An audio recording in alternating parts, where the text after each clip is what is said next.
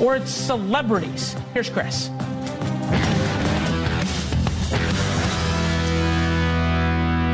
Chris Cuomo here. Thank you so much for giving us a chance at NewsNation to expose the game. Wow, is it in full effect after this election? Now here, we have the opportunity to say what you're not going to hear, okay? First, we start on what we both know to be true. Right now, our energy and effort is best spent on what happens now and next, right? We should be focusing exclusively on what's going to be done now to deal with the problems that we all know we have, okay? And I'm not talking about staffing 74 days to staff up. Who cares? They're going to staff up. We'll judge who they pick, right? And all this gossip about what did Biden say? What did Harris say to Biden and then say to Trump? And then who cares? Who cares? Okay? It's just lazy, right? What is the first policy move? How does it need to happen? And what are the sides saying about it? That's NewsNation. But that's not what the insiders want. It's too hard, right? So here's the state of play instead. On one side, you have the victors. Former President and now future President Trump has the victory and is having others figure out how to staff and get the government going. He's not that interested in that. Just ask Bill O'Reilly. Politically, though, he's making a call, and it is the easy call. And I'm somewhat impressed that he's making it, which is, let the Democrats stew in their own juices. Because the more they stay stuck in what happened, the more time he has without them being an equal adversary. Now, I wish he wouldn't. I wish he would be talking to you right now on this show tonight about what he wants to do and how he's going to get it on board and why it's the right thing for Congress to go along with, whether or not he controls the House with his party. But I get the political play. So instead of what we should be doing, you're being bathed in the autopsy. Such desperation in the media and on the left to explain and blame instead of just capitulating, giving your head over to the obvious. We all see what happened. Let's do the Q&A quickly, okay?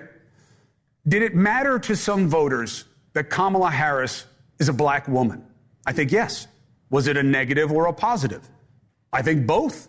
And I will stipulate that it may well have been a negative for more voters than a positive. So is that why she lost? Sexism? Racism? I don't see it. A role? Okay. But we know it wasn't what was everything. We know it wasn't what they're making it. Why? Because black voters were turned off on Democrats too. Only 68% of the vote to Harris in New York City. Not since 1988 and Dukakis, a Greek, did we see that number. Latinos turned off. Every demo was turned off. The only increase Democrats can boast is with the LGBTQ plus community. And they deserve support and representation. But there's an argument that that increase came at a cost because the Democrats grossly underperformed with the demos they needed. And no, Trump didn't grow a new base. Is there even such thing as a bro vote? I mean, maybe. But the issue of men and why they're voting and not for Democrats is a deep dive. And we're going to do it, but not tonight. But trust, podcasters didn't deliver Trump a victory.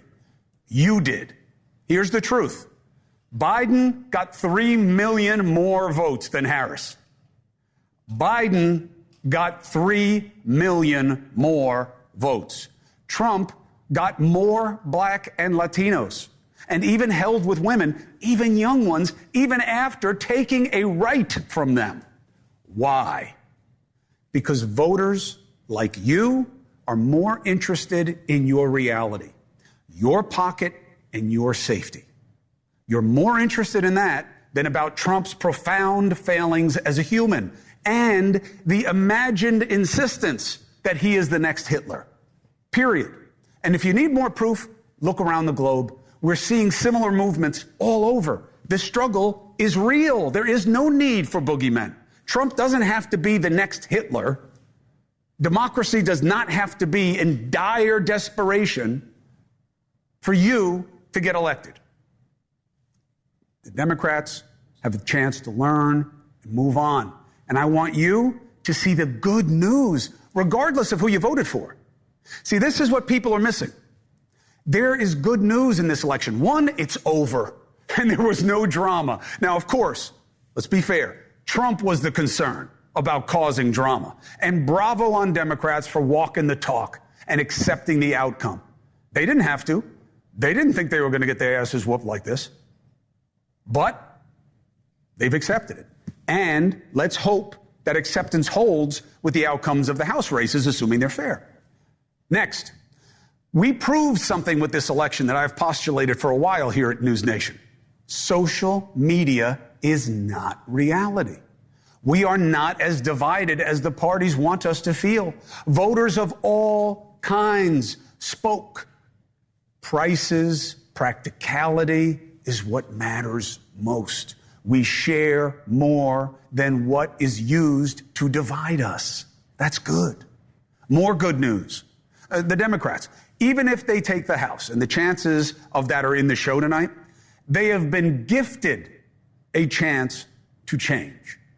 Will they listen to the voters and forget their fringe?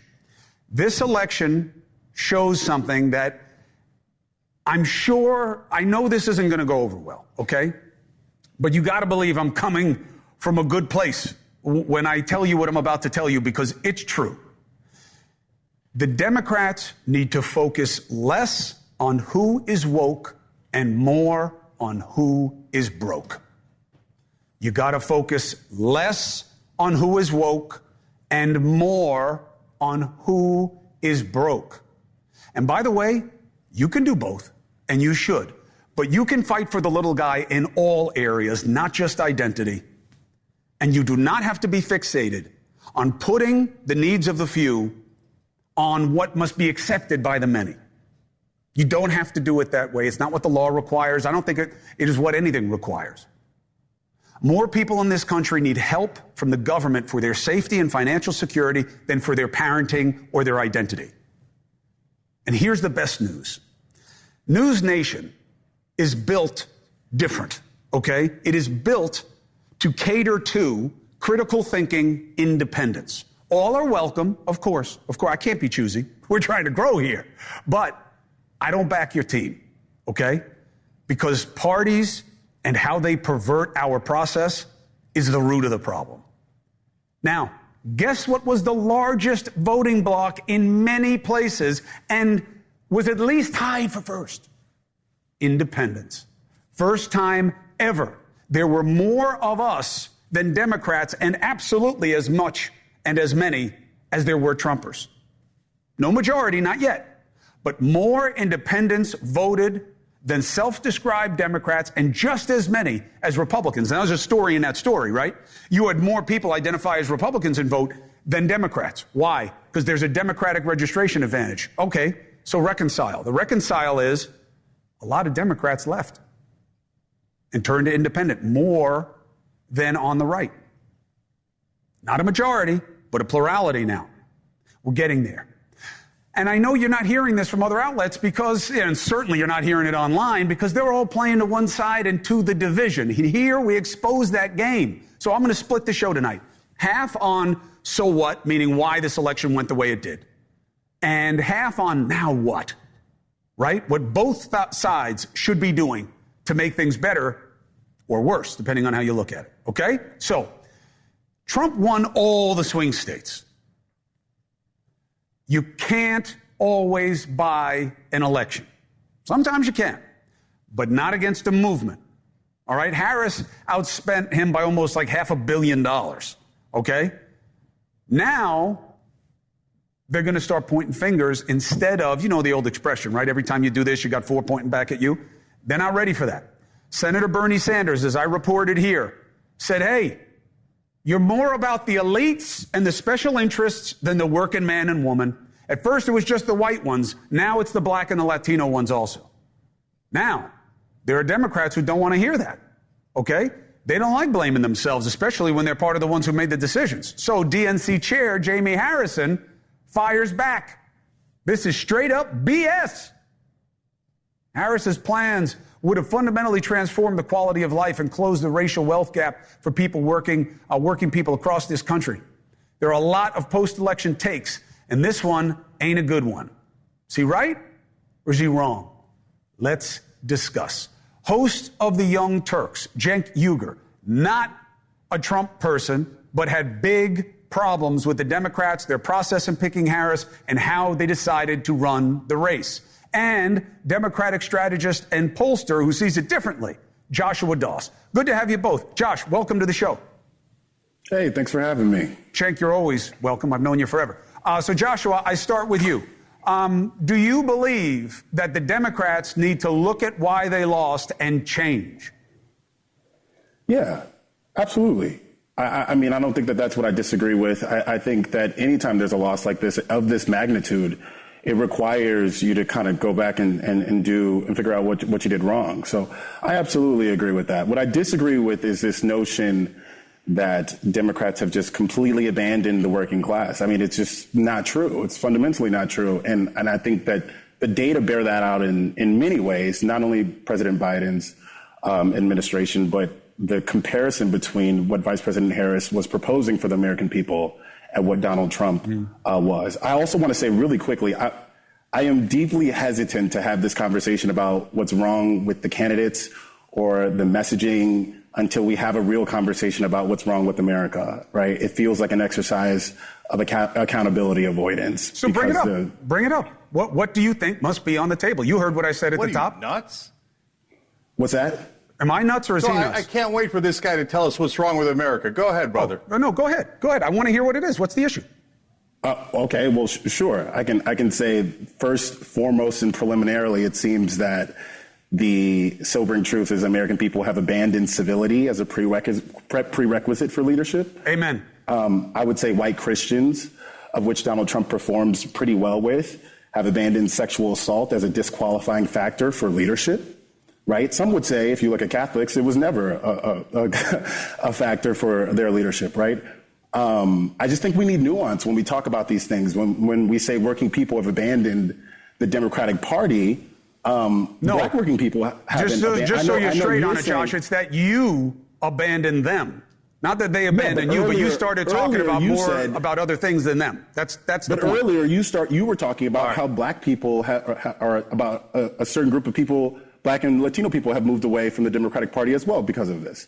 They did. But I'm saying it's because of what you did to them, not them doing it to you. Let's bring in Cenk. Yeah. So first of all, blaming the American voters is nuts. Totally nuts. It's not their fault. It's your candidate's fault. It's your party's fault. It's your leadership's fault. So Jamie Harrison, how dare he even talk about this? What a miserable failure. Losing to Donald Trump twice, and he's at the head of the DNC when they lose this time. I think he should drink a tall glass of shut-up juice, probably for the rest of his life. How dare he talk out about how other people cost the election?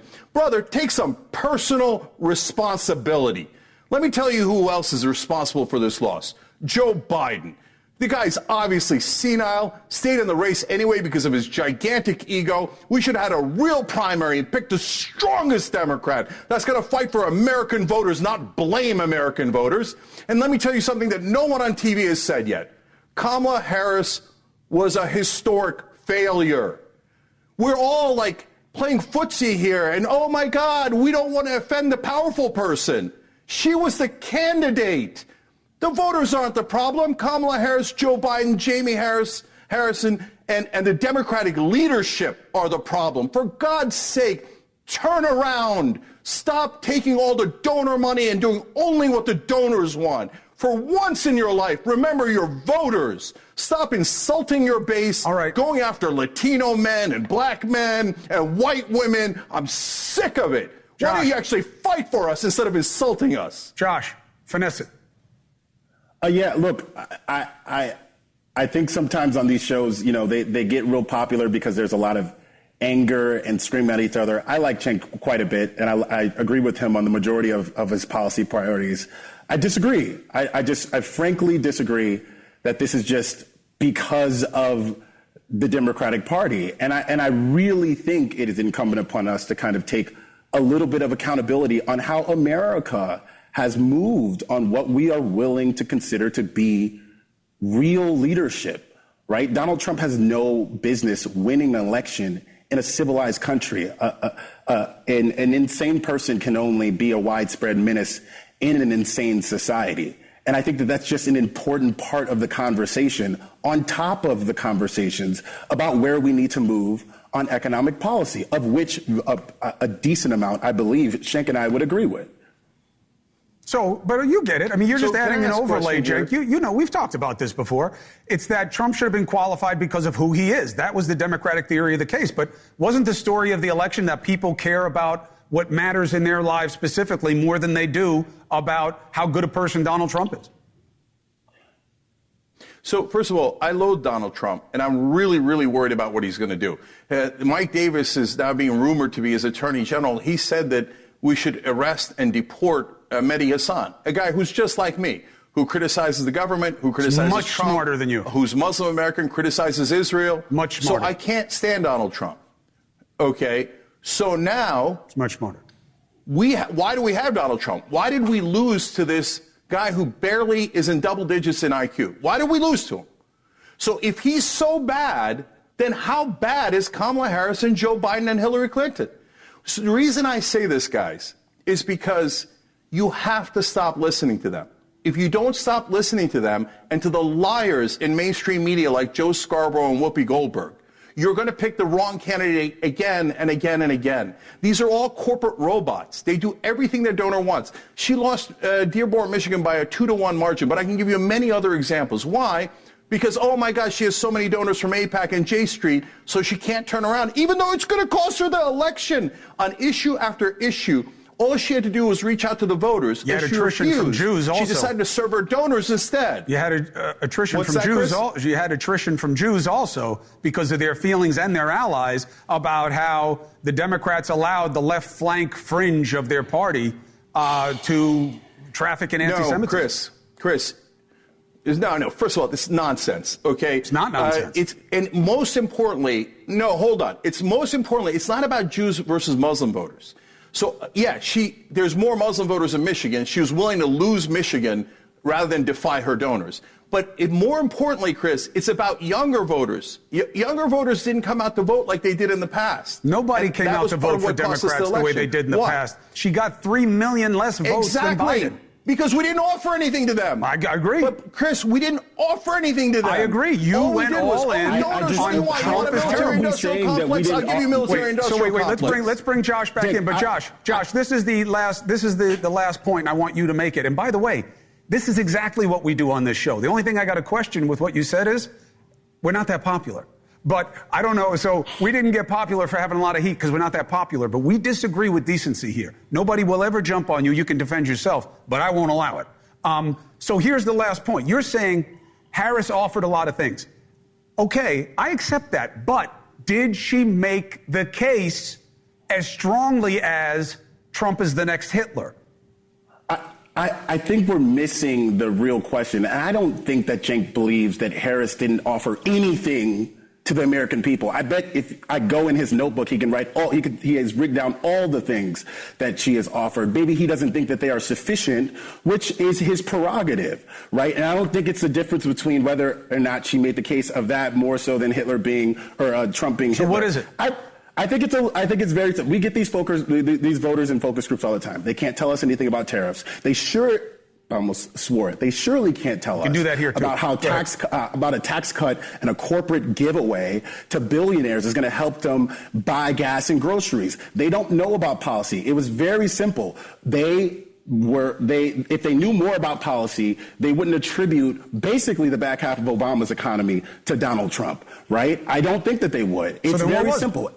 If you look at our global peers, every single leader that presided over a COVID economy got fired, right? I don't think that Kamala Harris is any different in that regard. Is that fair? I think it's fair. I think it's fair. She owned the status quo and people were aggrieved, and it was on her watch. I believe that her policies that she presented were different than Joe Biden's, but she was connected to that. Well, it's because she said she wouldn't do anything different. That formula she set herself up, Josh. All throughout the world, fired leaders. She set herself up. She said she wouldn't do anything different, and people weren't happy with the status quo. Chris, go ahead. Last point, Cenk. I got to jump. Chris, one last quick point. Yeah, last quick point. So in the beginning, she actually started out well, and on the Young Turks, we gave her credit for that. Mm-hmm. She came out and said, hey, I'm going to do something about housing prices and about price gouging, and I'm going to protect you, et cetera. Then she turned around, and apparently in a report out today, based on the advice of her brother-in-law, who's some sort of CEO lobbyist kind of guy, and she started saying, oh, all the corporate CEOs are on my side. Liz Cheney's on my side. Dick Cheney's on my side. Oh, I love the military-industrial complex. I love corporate CEOs. Why did you turn away from your populist campaign that actually got you a 7-point lead? You were going to win, but you made a disastrous decision to turn into corporate direction. And the American people don't want corporate donors in charge. They want you to represent the voters. Please, in the next primary, whatever you do, do not listen to mainstream media. They will lie to you and have you pick the corporate candidate who's going to lose. Pick the populist. Why is it my fault? They drive the bus, not the media. We're an echo. No, Chris, We're not an you. echo. We're an echo. No, but all right, here, let me clarify. MSNBC and CNN. It doesn't matter about the blame. I get the point. Washington Post. I'm just saying, Cenk, let the players own the plays, okay? They make these choices. I got to jump, but Cenk, always good to see you. Joshua, please come again. Love the insight. Love the attitude. Need more of it in the conversation. You're welcome back whenever works for you.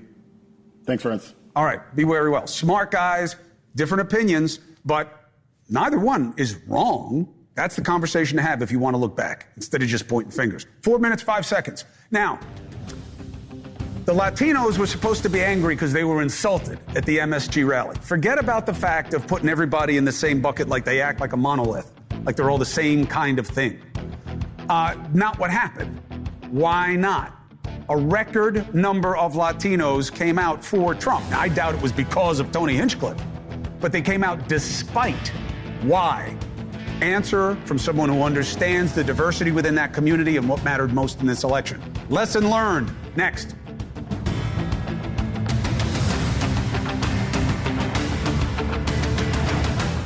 You guys know this, but there's literally a floating island of garbage in the middle of the ocean right now.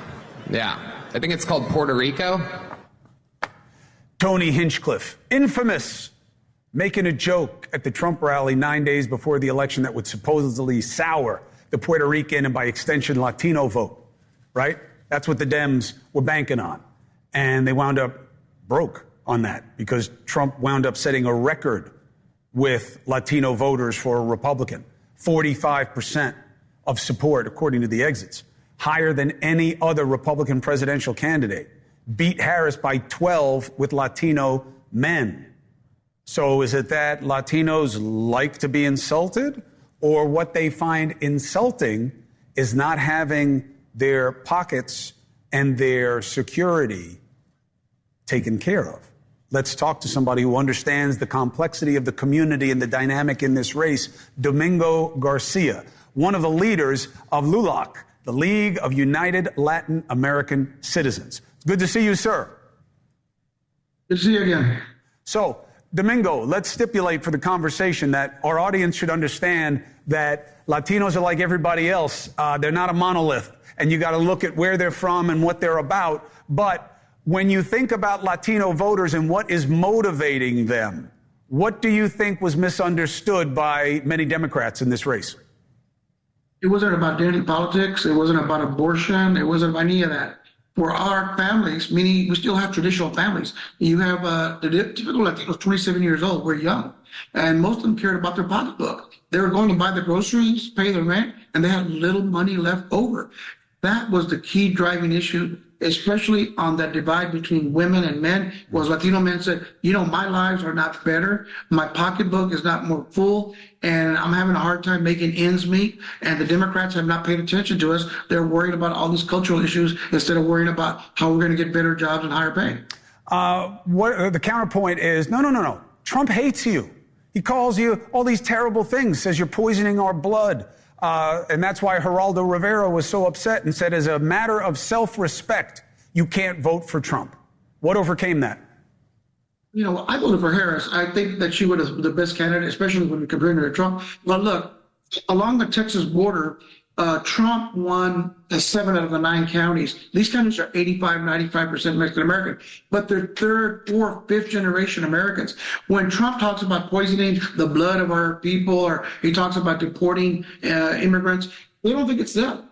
They think it's those Venezolanos or Cubanos who just arrived last month and are getting a hotel and a Walmart card. So they don't identify like that, and I think the Democrats missed it on that. That most Mexican Americans, Latinos, or the Cuban Americans, they think of themselves as Americans first, not as immigrants that just came here, last month or last year. So what should be done now by whoever wants the Latino vote?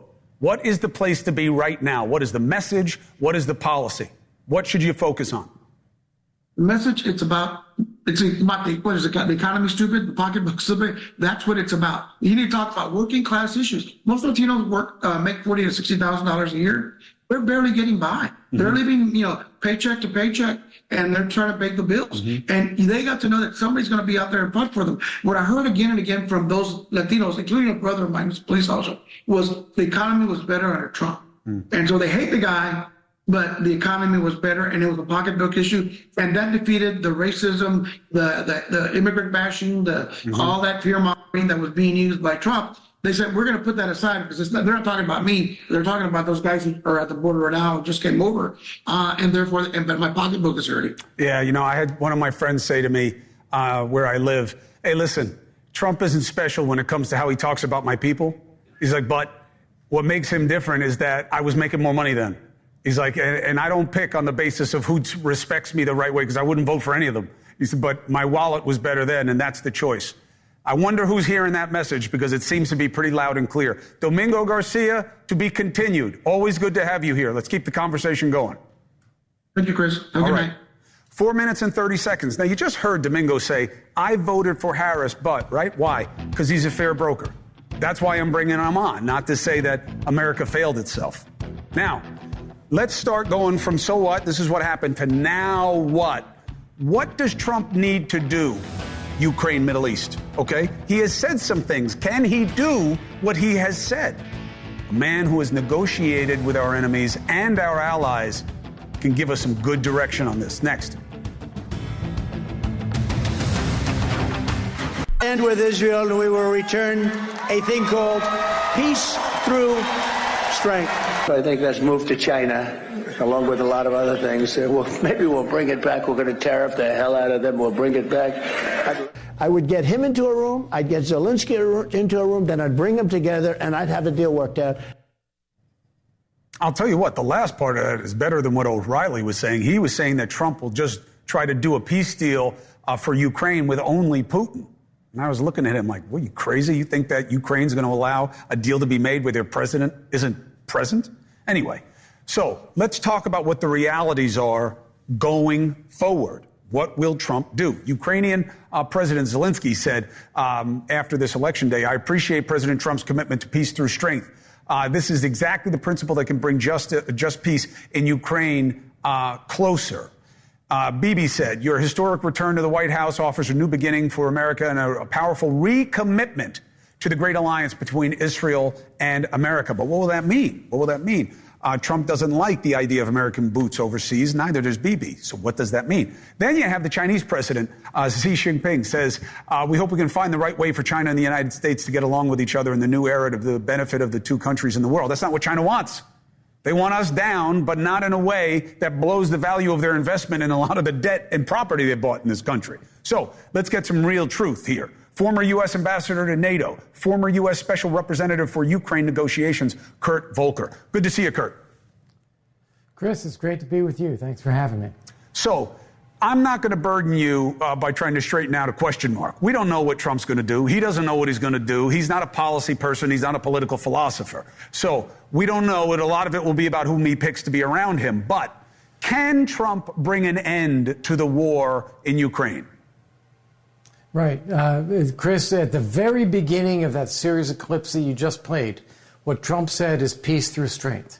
And I think that is an enduring message because I think it's absolutely right. And when you play it through these different conflict zones in the world, it actually means something.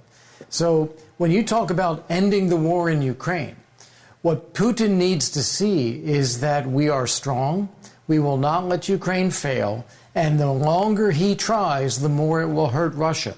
That will cause him to want to wind down the war. Do you think Trump will do that? Will Trump I think the first Putin step and Trump Russia? will do there, yes, he will call Putin and say, end the war now. You have till January 20th. Because from that point on, if you don't, it's going to hurt you. So just get it over with, and then we will stop the war. You don't think he caters to the Republicans, Kurt, who have made Zelensky in Ukraine somehow a boogeyman, and say, hey, no, you have to back off, you're going to lose property, and let's end this now? Let's go back to what happened in January and February of this year. Mike Johnson, the Speaker of the House, was trying to get a Ukraine aid package through Congress and getting resistance from some of those people. Trump called Speaker Johnson to Mar-a-Lago. They did a joint press conference together. He said he's doing a great job. And he told Marjorie Taylor Greene, give it a rest, Marjorie. So he was clearly on the side of getting that through. All right. So the other one that matters is Iran. We know that he likes to complain about people giving their money back and that they weren't doing this on his watch.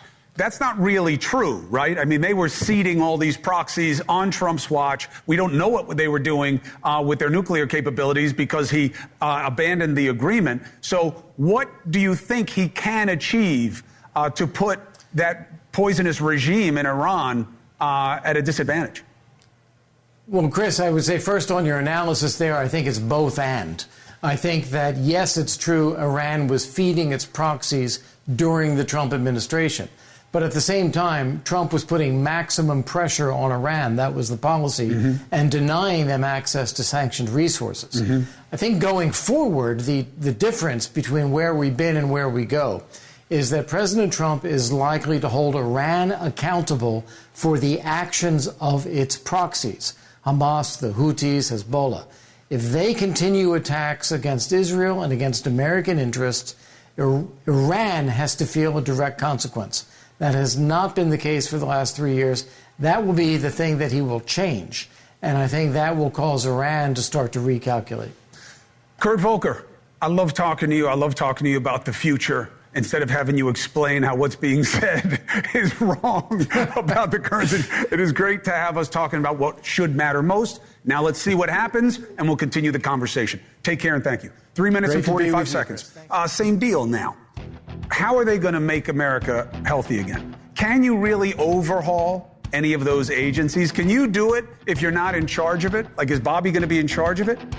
Trump's former CDC director, Redfield, says people have Kennedy wrong. He's talked to him, and he believes that they can actually do what they're saying. Why? He'll explain next. President-elect Donald Trump says he's going to make America healthy again, and Bobby Kennedy Jr. is the man to do it. People have concerns that with the what and the who. What being, how are you going to do that? How are you going to deal with all these big things and chronic disease and all these things that have puzzled us and plagued us for generations? And Trump loves fast food. Why is he the guy? And Bobby, people think, is half a kook. Yes, I have him on the show. I'm not saying I agree with the assessment, but let's be honest about what it is. So let's bring in somebody who understands both parts of that equation. Dr. Robert Redfield, virologist, still doing a lot of COVID and long vax research, and the director of the CDC from 2018 to 2021. It's good to see you, Doc. Great, Chris. Thanks for having me. So let's deal with the what. Let's deal with the with the what first, not the who. You can't end these things. They are part of our culture. Diabetes, chronic disease, fat kids, fat people. You're never going to fix any of it. It's just a promise. Do you believe that? No. Why? I think, and that's really important, Chris, that you brought that up first, because I think fundamental to this mission to make America healthy again is you first and foremost have to believe it's possible. And I'm always reminded about Bobby Kennedy's uncle when he said in 1962, we're going to put a man on the moon before the end of the 60s. And everybody thought he was off the wall, right? We didn't know scientifically how to do this. We had no capacity how to do it, but he believed we were going to do it. And by saying that it was possible, and then he did the next important step. He led our nation to act to accomplish the mission. And I think the same is true for Bobby Kennedy. He knows that we can make America healthy again. He knows it's possible, and he's prepared to lead our nation to accomplish the mission. So even if he knows it, Trump won't really value it because he's not exactly a picture of fitness consciousness. And just because they want to do it, it could also be a delusion, Bob, because you can't change these government agencies, let alone our culture. Response. Yeah, I don't agree with that again, Chris, and you know I have great respect for you. I think. Well, I don't agree with it either, but that is the argument against it. My whole life is about fitness. My wife runs a wellness company. I believe in it, but why should America?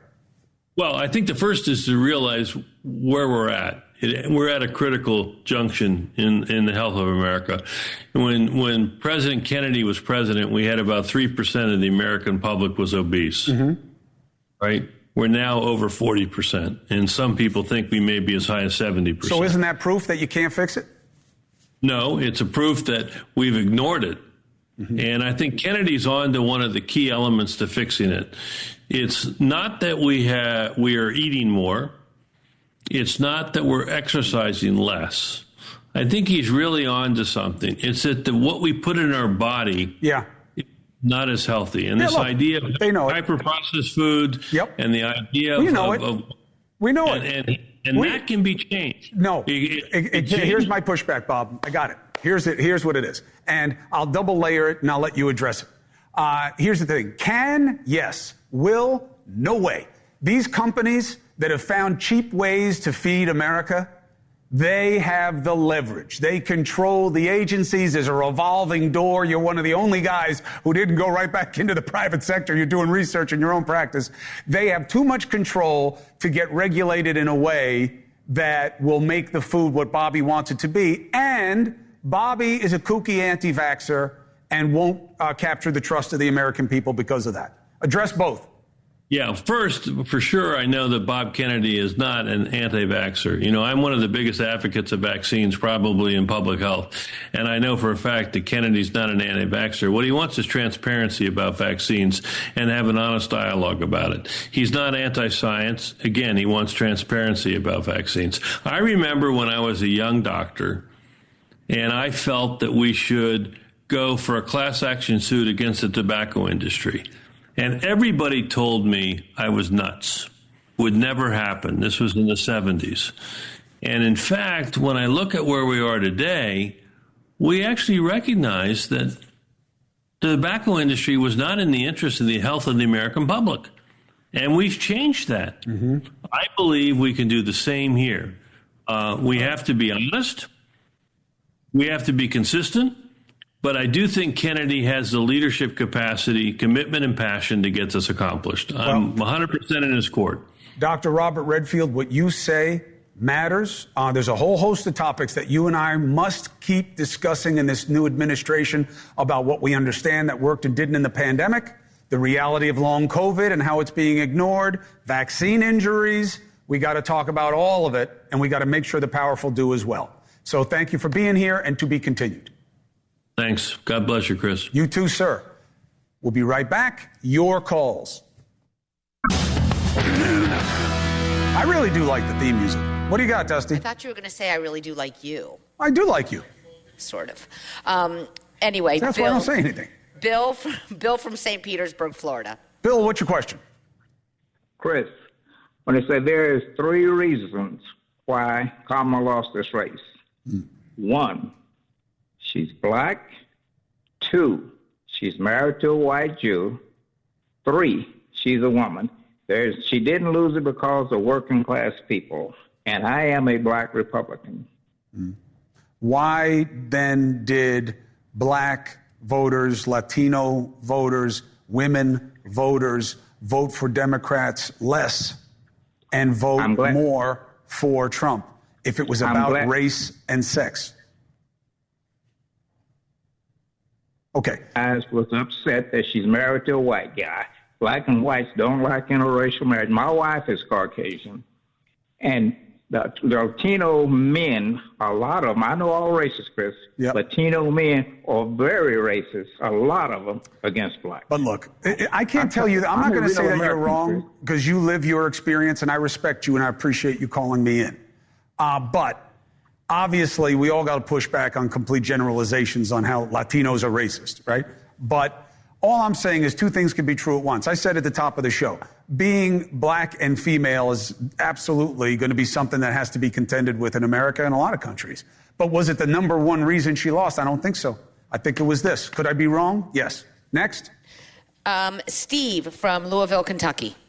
Question, sir. Hey, Chris, thanks. Hey, I am an independent, just to give you my perspective, and I was evaluating the race through two candidates that I didn't like, and it was an evaluation process of choosing the least bad options. Looking at all the analysis, you had two gentlemen on to start the show that were far right, far left, evaluating why what happened with the election happened. And I would assert that I think we ought to spend a lot of time understanding independents that didn't really have a good choice. Yeah. I didn't like either candidate. So I don't think Democrats had a good choice either, and I don't think Republicans had a good choice. I believe that there are a lot of Democrats who figured they had to vote for Harris, not that they wanted to. Okay? They didn't even have an opportunity to. Yes, she ran with Biden, but very few people voted for Biden because of Harris, right? And yes, she was forced into it. She was in a bad position. She didn't have a long time. And there are a lot of Republicans who vote for Trump despite how he is, as opposed to because of how he is, okay? So I see that on all sides, but I'm with you, brother. This show is designed for you, okay? I'm all in on independence. It's the number one metric that I looked at in this race, and I think it was one of the biggest signs of the success of this election. I don't care who you voted for. Independents are now a plurality in the election, first election ever. So I'm with you, and I will consider that perspective more than any other. Another quickie? Yeah, real quick. You have less than a minute. Susan, I believe we have Susan from Brooklyn. Question, ma'am. Hi, Chris. This is Susan from Brooklyn again. I spoke to you before. Listen, as a lifelong Democrat, I feel like the Democrats do not reflect who we are anymore.